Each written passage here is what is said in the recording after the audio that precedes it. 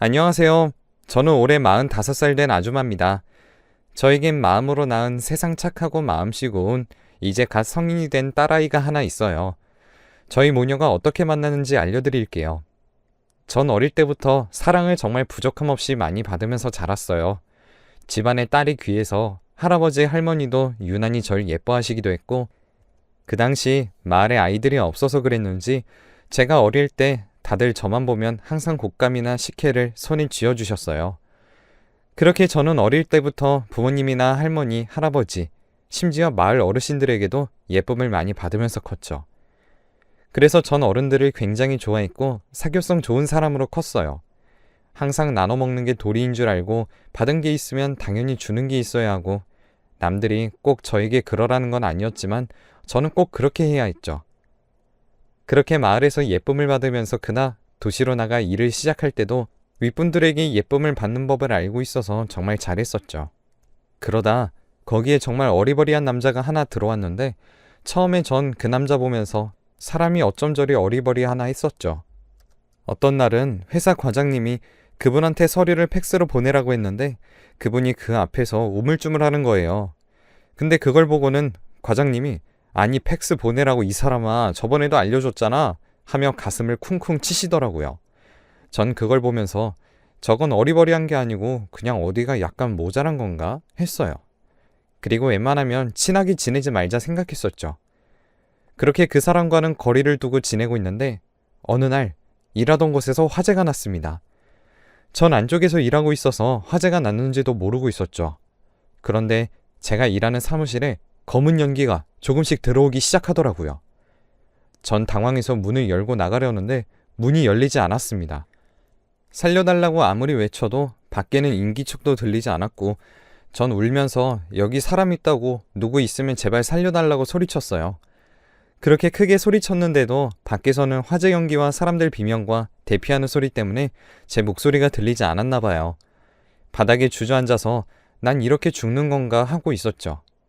모든 것을 포기하고 죽음을 받아들이려는 바로 그 순간이었어요. 밖에서 "여기 누구 있으십니까?" 하는 소리가 들렸어요. 저는 벌떡 일어나 "여기요! 여기 사람 있어요! 제발 살려주세요!" 라고 콜록대며 소리쳤죠. 그렇게 저는 사무실 안에서 살려달라 소리쳤고, 밖에서 문을 억지로 열려고 시도하는 소리가 들렸죠. 그리고 눈을 뜨니 전 병원에 누워 있었어요. 제가 놀라서 "살려주세요" 하며 눈을 떴고, 제 손을 잡고 옆에서 누워 계시던 부모님은 화들짝 놀라며 괜찮다고 절 안아주셨어요. 절 다독이며 "그 사람이 꺼내줘서 살았어. 나중에 그 사람 보면 고맙다고 그래" 하시더라고요. 제가 "무슨 말이야? 그 사람이 누군데?" 하니까 "이름이 뭐랬더라? 상윤인지 상혁인지 하는 것 같던데" 라고 하시더라고요. 제가 놀라서 "상혁? 김상혁 씨?" 하니 어머니는 "그래, 맞다, 상혁. 성함이 김상자 혁자라고 하시던데 아는 분이니? 그분 아니었으면 너 진짜 큰일 날 뻔했어. 나중에 퇴원하고 꼭 밥이라도 사드리면서 고맙다고 말씀드려" 하는 게 아니겠어요? 김상혁이 누구냐면 그 회사에 어리바리하고 약간 모자라 보이는 그 사람이에요. 그런 일 생기면 가장 먼저 도망갈 줄 알았던 그 사람이 절 구했다고 하니까 전 어안이 벙벙해졌죠. 겉모습만 보고 판단하면 안 되지만 절 구해줬다는 게 정말 맞나 싶으면서도 한편으로는 정말 고맙고 용감한 사람이구나 했습니다. 퇴원하고 출근하면 꼭 고맙다고 얼굴 보고 말해야지 했어요. 시간이 흘러 기다리던 퇴원을 하게 되었고, 다음날 설레는 마음으로 출근을 했는데 그날 어찌된 일인지 한 번도 마주치지 않더라고요. 다음날도 그 다음날도 보이지 않아 전 과장님한테 가서 여쭤봤습니다. 과장님께서 "김상혁 씨? 개인 사정으로 그만뒀는데 왜? 무슨 일 있어?" 하셨어요. 제가 "언제요? 감사 인사도 못했는데 왜 갑자기 그만둔 거래요?" 물었죠. 과장님은 "그 상혁 씨 어머니가 홀로 사시는데 아프다는 것 같더라고. 그래서 자기가 옆에서 간호를 해야 할 것 같다고 하던데 김상혁 씨 번호 모르나? 알려줄 테니까 전화로 감사 인사해" 하며 제게 그 남자 번호를 줬어요. 전 그 번호를 받고 한동안 고민하다가 그냥 연락 한번 해보자 하고는 전화를 했죠. 저기 혹시 김상혁 씨 핸드폰이 맞나요? 라는 제 말에 그 남자는 한동안 대답이 없더라고요. 그러더니 몸은 괜찮으세요? 하더군요. 그래서 제가 저인지 어떻게 하셨어요? 라고 물었죠. 모르겠어요. 그냥 그쪽일 것 같았어요. 몸은 괜찮나요? 무슨 일 때문에 연락하셨어요? 하기에 저는 감사합니다. 퇴원하고 감사 인사 드리려고 했더니 회사에서는 이미 퇴사하셨다고 그래서 전화드렸어요. 제가 꼭 밥이라도 사드리고 싶어서 이렇게 번호를 받아서 연락드리게 되었습니다. 근데 어머님이 아프시다는 소리를 듣게 되었는데 어머님은 괜찮으신가요? 라고 물으니 남자는 또 말이 없더라고요. 그래서 저는 죄송해요. 제가 쓸데없는 걸 물었죠. 그냥 너무 감사하다고 꼭 전하고 싶어서 연락드렸어요. 하니 남자는 제게 어머니가 연세가 있으셔서 조금 힘들어 하시는데 괜찮아요. 그리고 물어봐줘서 고마워요. 하더라고요. 다음에 커피라도 하자고 말을 하고 전화를 끊었어요. 그리고 얼마 뒤 상혁 씨의 어머니의 부고 소식을 듣게 되었고 장례식에 가게 되었죠. 거기엔 상혁 씨가 덤덤하게 앉아있는 것이 보였어요. 장례식장엔 찾아오는 사람도 적었고 가족도 상혁 씨 말고는 보이지 않았습니다. 장례식장에는 회사 사람들로 가득했고 사람들은 각각 도와주며 일을 했죠. 그러다 제가 화장실이 급해서 화장실을 갔어요. 그리고 나오는 길이었죠. 그런데 비상구 계단 쪽에서 우는 소리가 들려 조심히 가보니 거기엔 상혁 씨가 계단 구석에 앉아서 서글프게 울고 있었습니다. 그 모습을 보니 이상하게 제 마음이 찢어지는 것 같았죠.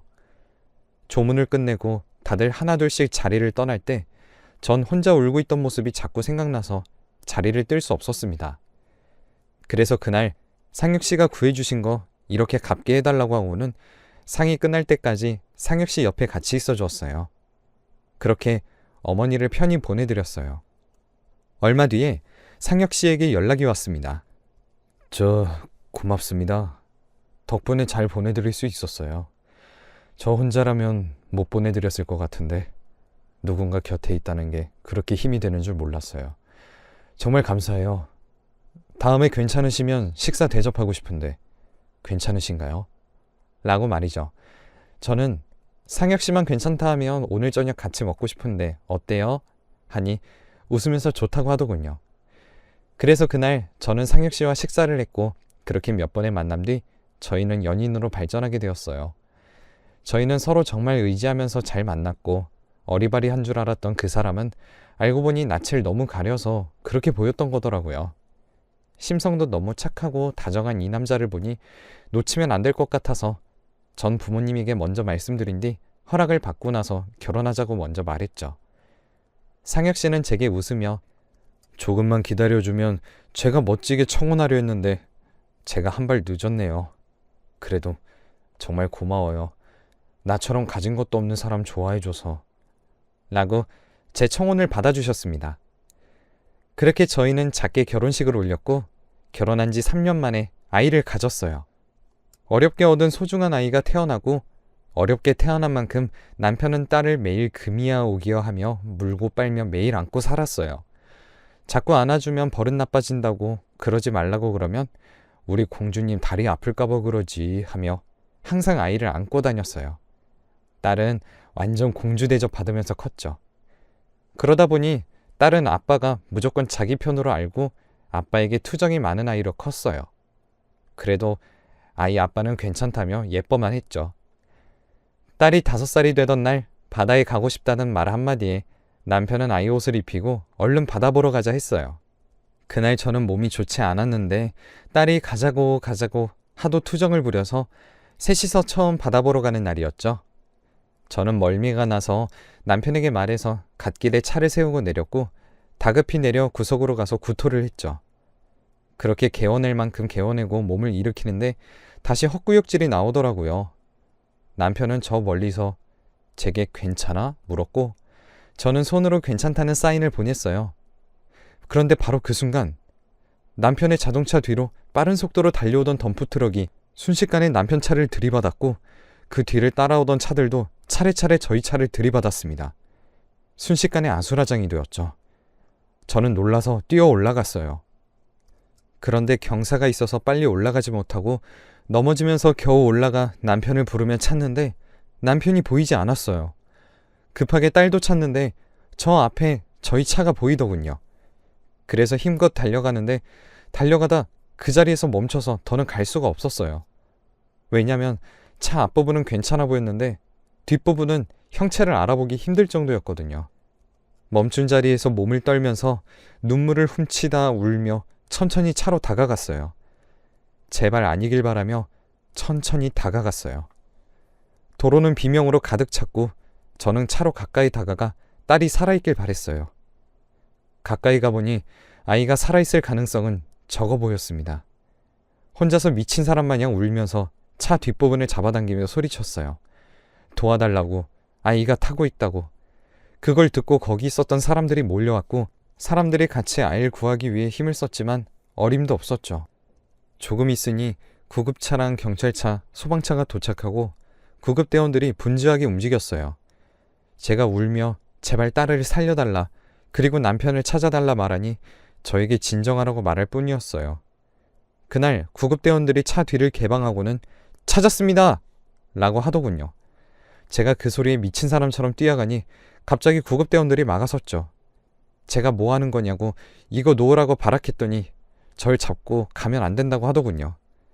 그때 절 잡고 있던 구급대원의 무전기로 아이를 발견했는데 형체를 알아보기 힘듭니다 하는 소리가 흘러나왔죠. 그 소리를 듣고 바로 기절한 것 같아요. 그렇게 보고 싶다던 바다도 보지 못하고 그날 전 남편과 아이를 잃었어요. 그리고 저만 살아남았죠. 아이의 시신은 건졌지만 남편의 시신은 찾을 수가 없었어요. 덤프트럭이 치면서 튕겨나서 찾을 수 없는 건지 아님 다른 이유인지 모르겠지만 경찰 쪽에선 최선을 다하고 있다고 할 뿐이었죠. 그렇게 일주일이 흘렀고 가드레일 너머에서 남편의 시신을 찾았습니다. 저희 부모님께서 정신이 나간 절 대신해서 아이와 남편을 보내주었어요.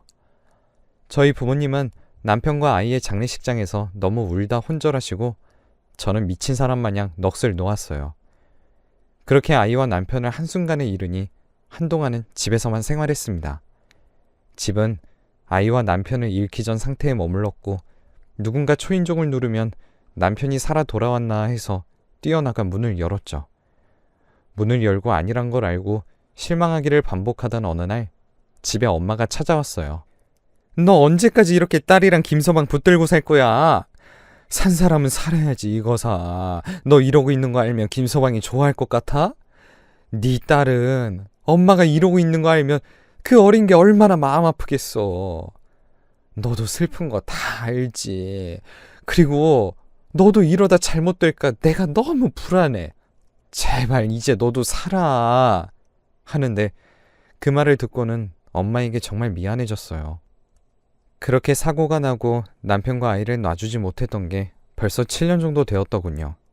정신을 차리고 보니 저는 뼈만 남아있을 정도로 말라 있었고 그런 저를 보고 하루하루 불안했을 부모님을 생각하니 너무 죄송하더라고요. 남편과 아이를 보내주기 위해서 하나하나 정리하기 시작했습니다. 첫 번째는 아이와 남편이 있는 곳으로 가서 충분히 슬퍼하는 일이었어요. 두 번째는 유품을 정리하고 마지막으로 딸하고 남편하고 같이 살던 곳을 정리했습니다. 거기에 살면 제대로 보내주지 못하고 매일 울면서 그리워할까봐 하나하나 흔적을 지워갔어요.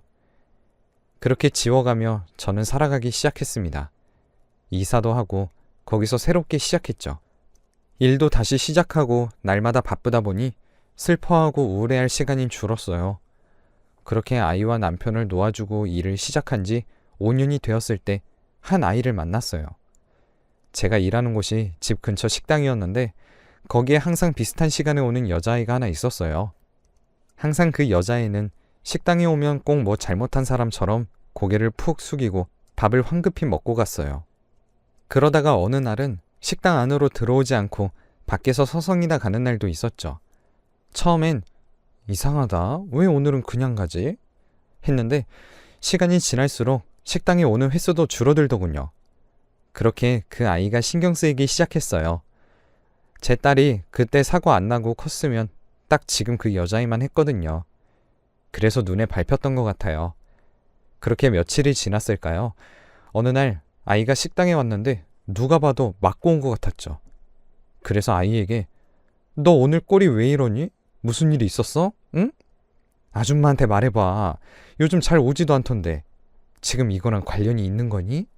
하는데 아이는 아무 말도 안 하고 저를 쳐다보더니 밥을 먹고 식당을 나갔습니다. 그래서 식당 사장님께 말씀드리니 사장님은 신경 쓰지 마. 딱하긴 한데 우리가 뭘 해줄 수는 없어. 본인이 알아서 헤쳐나가야지 별 수 있나? 하며 주방으로 들어가셨죠. 그래서 사장님을 따라가 그게 무슨 말이냐고 물으니 사장님은 저 애 여기 언덕이 보육원에 있는 앤데 어린 게 딱하긴 한데 음침한 게 여기 사람들은 별로 안 좋아해.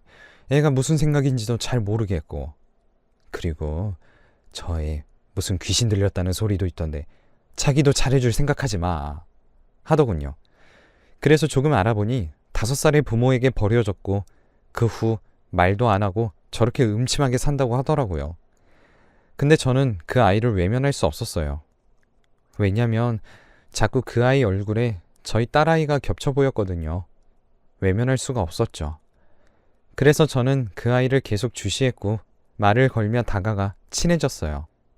동네에선 사람들이 저 몰래 수군거리기 시작했나 보더군요. 전 그 사실을 모르고 있었어요. 그러다 어느 날 그 아이와 근처 공원에서 음료를 마시는데 아이가 제게 아줌마 이제 저한테 아는 척 하지 마세요. 아줌마가 자꾸 잘해주니까 제가 아줌마한테 기대게 되고 또 동네 사람들이 아줌마한테 손가락질하는 거 보기 싫어요. 라고 말하더라고요.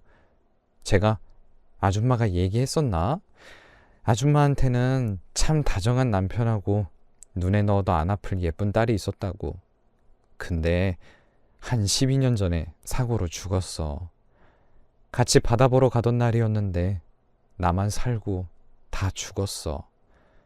그 후로 동네 사람들이 나만 보면 손가락질했어. 혼자서 살아 돌아왔다고. 남편이랑 딸 잡아먹고 살아남았다고.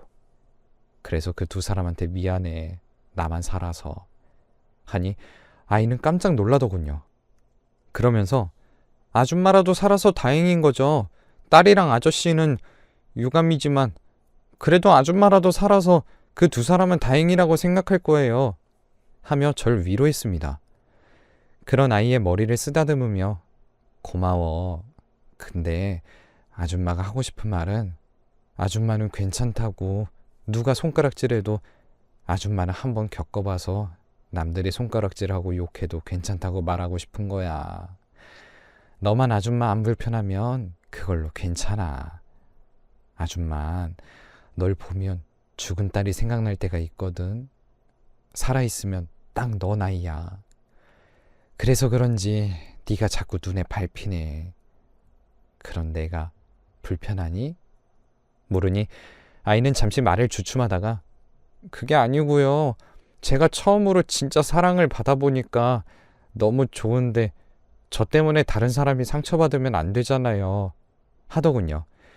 그래서 저는 아이에게 아줌만 진짜 괜찮아 하고는 안아주었습니다. 그렇게 주말만 되면 아이는 제게 전화했고 도시락을 만들어 봄에는 꽃 구경 가고 가을엔 낙엽 구경하고 겨울엔 눈꽃 구경하며 보내다 보니 벌써 아이와 알게 된 지 2년이라는 시간이 되었고 그동안 서로 많이 의지하며 살게 되었어요. 그러다 제가 어느 날 같이 밥을 먹다가 내가 부탁이 있는데 들어줄 수 있니? 하니 아이는 고개를 갸우뚱하며 뭔데요? 라며 묻더군요. 저는 아이에게 너무 부담 갖지 말고 아줌마는 너가 너무 좋아서 이젠 같이 살고 싶어. 내 욕심일지도 모르겠지만 아줌마랑 같이 살면 정말로 부족함 없이 아낌없이 사랑해 줄게. 바로 대답해달라는 건 아니야. 네가 잘 생각해보고 아줌마한테 말해줘. 하니 당황한 표정이었죠. 저라도 당황스러울 것 같아요. 친해진 지 얼마나 되었다고 벌써 그런 소리 하나. 저라면 미쳤다고 생각할지도 몰라요. 그런데 아이는 제게 너무 갑작스러워서요. 그렇다고 싫다는 건 아니지만 저한테 시간을 조금만 주세요. 라고 했습니다. 저는 그래 생각해보고 연락 줘. 했습니다. 일주일 뒤 아이에게서 연락이 왔습니다. 아줌마, 내년이면 제가 성인이 되면 보육원을 나와서 혼자 생활해야 되고요. 그래서 그런데 이기적일 수도 있지만 1년만 기다려주시면 안 되나요? 1년 뒤에 제가 성인이 되면 그때 엄마가 되어주세요. 라고 하더군요. 그래서 전 알겠다고 하고는 고맙다며 아이를 꼭 끌어안았습니다. 1년이 흐르고 아이가 성인이 되어 지금은 입양 절차를 밟고 있습니다. 성인이 된 아이의 입양은 제가 생각한 것보다 까다롭더군요. 그래도 간단하게 되는 것보다 이렇게 철저하게 되는 게 더 마음이 놓이는 것 같습니다. 아이는 공부를 열심히 해서 지금은 서울권에 있는 대학교에 입학을 하였고 대학교 생활도 열심히 하는 중입니다. 지금은 학교 기숙사 생활을 하지만 주말이면 이제 보육원이 아닌 집으로 오게 되었고 아이는 전보다 표정도 더 밝아지고 행복해 보입니다. 아직 서류상엔 저희는 남으로 되어 있지만 아이는 작년부터 저에게 엄마 엄마 하며 잘 따르고 있습니다. 그런 아이를 보니 하늘에 먼저 간 남편과 딸이 혼자 있는 저에게 외롭지 말고 오래 살다 오라고 저에게 선물을 해주고 간 것 같아요. 그렇게 저도 이젠 하루하루 행복하게 살아가고 있어요. 이제 서류가 90% 완료되어 곧 있으면 제게 진짜 딸이 생기네요. 지금까지 제 이야기 들어주셔서 감사합니다.